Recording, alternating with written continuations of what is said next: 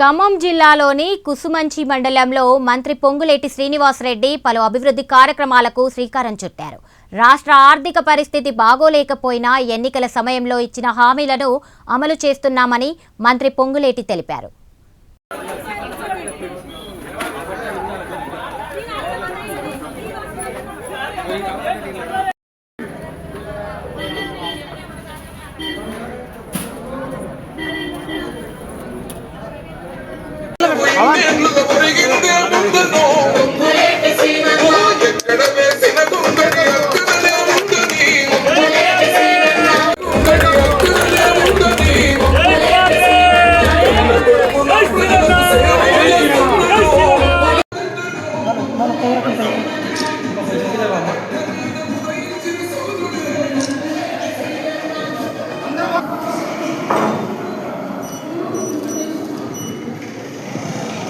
సర్పంచులు ఎప్పుడు కూర్చోబెడుతున్నాం మీరు సీట్లలో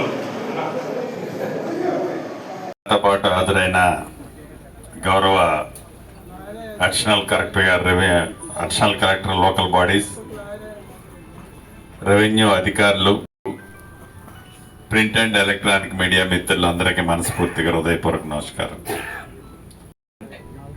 మీటింగ్ హాల్స్ ఉంటాయి, లేకపోతే సర్పంచ్ గారి గది ఉంటుంది. ఆ గదిలో వాళ్ళు మంచి విలువైన పుస్తకాలు పెట్టుకున్నారు. సో ఆ బిల్డింగ్ లో ఉన్న 4 రూమ్స్ లో ఒక దగ్గర స్టోర్ రూమ్ లా ప్రతిరోజు మీటింగ్స్ జరగవు, ప్రతిరోజు గ్రామ సభ జరగదు. కాకపోతే ప్రతిరోజు మీ గ్రామంలో ఉన్న పిల్లలైతే చదువుకుంటా ఉంటారు.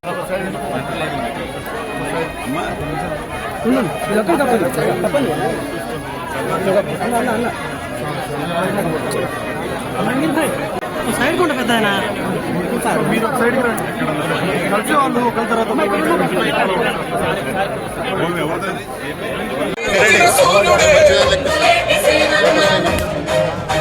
ఏం మాట్లాడదు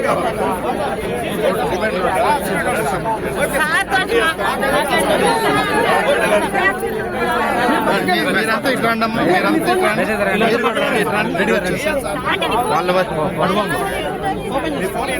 అండమ్మా, ఇట్లా అండమ్మా మీరు మీరు ఎట్రండి అమ్మా, మీరు ఎట్రండి, ముందు మీరు ఎట్రండి సగం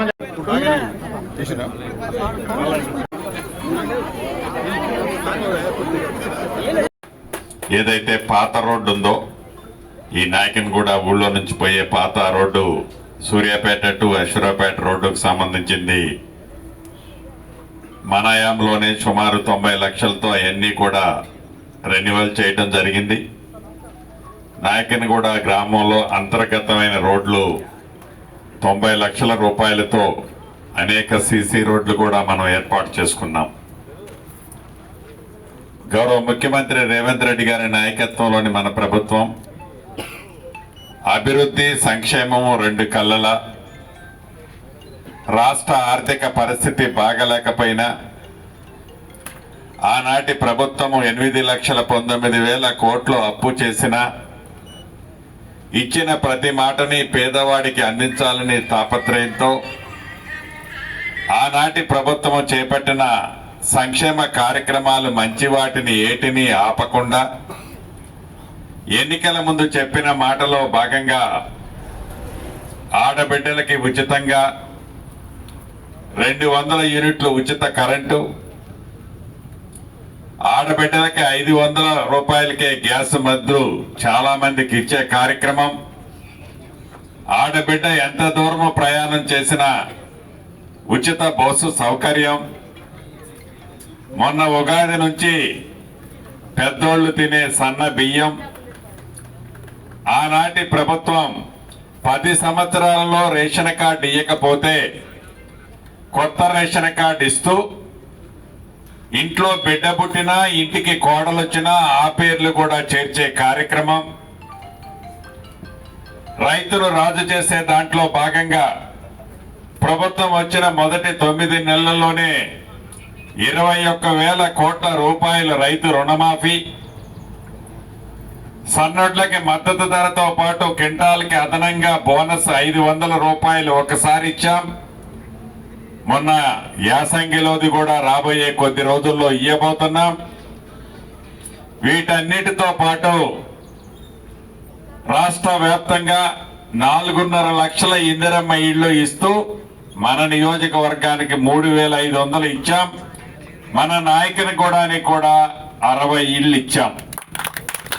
ఇంకా పేదవాళ్ళు అర్హులైన వాళ్ళు ఉన్నారు. విడతల వారీగా రాబోయే 3 సంవత్సరాలలో అర్హులైన ప్రతి పేదవాడికి ఉచితంగా 4 విడతల్లో 5 లక్షల రూపాయలు ఇందిరమ్మ ఇల్లు కార్యక్రమం ద్వారా మన ప్రభుత్వంలో ఇచ్చుకోబోతున్నాం. నా ఆడబిడ్డలు ఎవ్వరూ కూడా నాకు ఇల్లు రాలేదు అనే టెన్షన్ పడక్కర్లేదు. విడతల వారీగా ఆడబిడ్డలు అర్హులైన ప్రతి పేదవాళ్ళకి ఇందిరమ్మ ఇల్లు వస్తుంది. అంటే ఈ ప్రభుత్వం పేదవాడి కోసమే నిత్యమో తాపత్రయపడి పేదవాడికి అండగా ఉండాలి అని, పేదవాడికి కష్టం కలగకుండా వీలైనంత రాష్ట్ర ప్రభుత్వం ఆదుకోవాలని ఈ ప్రభుత్వం మీకోసం మన కోసం పనిచేస్తుందన్నది నా కుటుంబ సభ్యులందరూ కూడా గమనించాలి. ఇక రాష్ట్రంలో జరుగుతున్న పరిస్థితులు మనకి తెలియంది కాదు. పేదోడికి ఇల్లు కట్టిస్తే నాకేం కమిషన్ వస్తుంది, నాకేమీ రాదు కాబట్టే నేను పేదోడికి ఇల్లు కట్టను. అదే కాళేశ్వరం లాంటి కమిషన్ ప్రాజెక్టులు కడితే అందుట్లో నేను లక్షల కోట్లు దంచుకోవచ్చని ఆనాటి ప్రభుత్వాల ఆలోచనలకు భిన్నంగా